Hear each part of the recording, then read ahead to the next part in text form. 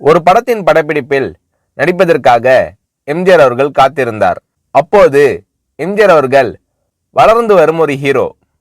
காலை 7 மணிக்கு மேக்கப்புடன் எம்ஜிஆர் அவர்கள் ரெடியாக இருப்பார். ஆனால் எம்ஜிஆர் அவர்களுக்கு அந்த படத்தில் நடிப்பதற்கான ஷாட் வராது. காரணம், அந்த படத்தின் ஹீரோயின்.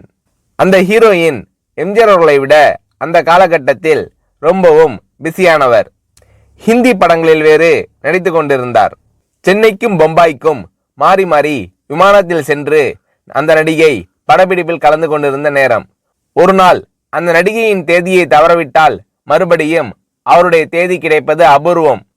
ஆகவே அந்த நடிகைக்கு முன்னுரிமை கொடுத்து அவர் சம்பந்தப்பட்ட காட்சிகளை முதலில் எடுத்துவிட்டு பிறகுதான் மற்ற நடிகர்களின் காட்சிகளை எடுப்பார்கள். எம்ஜிஆர் அவர்கள் காலை 7 மணிக்கெல்லாம் மேக்கப்புடன் படத்தில் நடிப்பதற்காக ரெடியாக இருக்கிறார். ஆனால் அந்த படத்தின் ஹீரோயின் வரவில்லை. மணி 9. எம்ஜிஆர் அவர்கள் நடிப்பதற்காக அப்போதும் ரெடியாக இருக்கிறார். ஹீரோயின் இன்னும் வரவில்லை.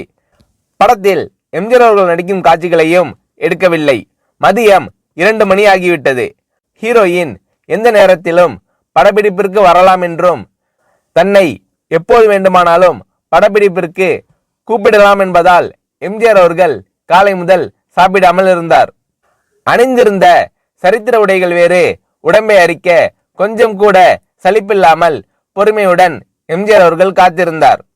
மணி 3 ஆனது. ஹீரோயின் வர தாமதமாகும், நீங்கள் சாப்பிடுங்கள் என்று உதவி இயக்குனர் மோகன் காந்திராமன் சொல்ல, நல்ல பசியோடு இருந்த மக்கள் திலகம் எம்ஜிஆர் அவர்கள் சாப்பாட்டில் கை வைத்து ஒரு கை எடுத்து சாப்பிடுகிற நேரம். ஹீரோயின் வந்தாச்சு, ஷாட் ரெடி என்ற குரல் கேட்டதும் எம்ஜிஆர் அவர்கள் சாப்பிடாமல் அப்படியே எழுந்து கை கழுவி விட்டு படப்பிடிப்பிற்கு வந்தார். Shot ready, action. கேமரா ஓடியது. 2 ஷாட்டுகள் தான் எடுத்தார்கள். ஹீரோயின் கிளம்பி போய்விட்டார். அன்றைய படப்பிடிப்பு முடிந்தது.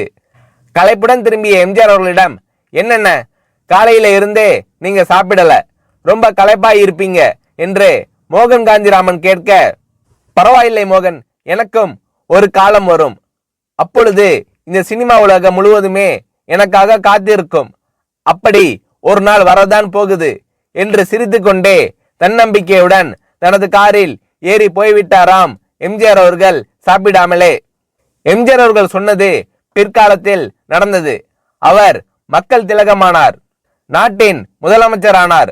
தமிழ் திரையுலகமே அவருக்காக ராமவரம் தோட்டத்தில் காத்திருந்தது.